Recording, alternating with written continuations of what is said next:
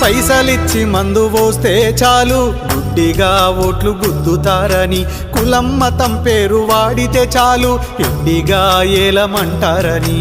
పైసలిచ్చి మందు పోస్తే చాలు గుడ్డిగా ఓట్లు గుద్దుతారని, కులం మతం పేరు వాడితే చాలు ఎడ్డిగా ఏలమంటారని.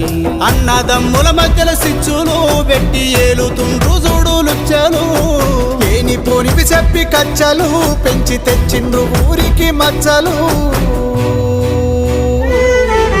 నోట్ల కట్టాల రాజకీయాలని యువకుడా, కాట్లే కలిపి గద్దె నెక్కాలి రేపటి నాయకుడా.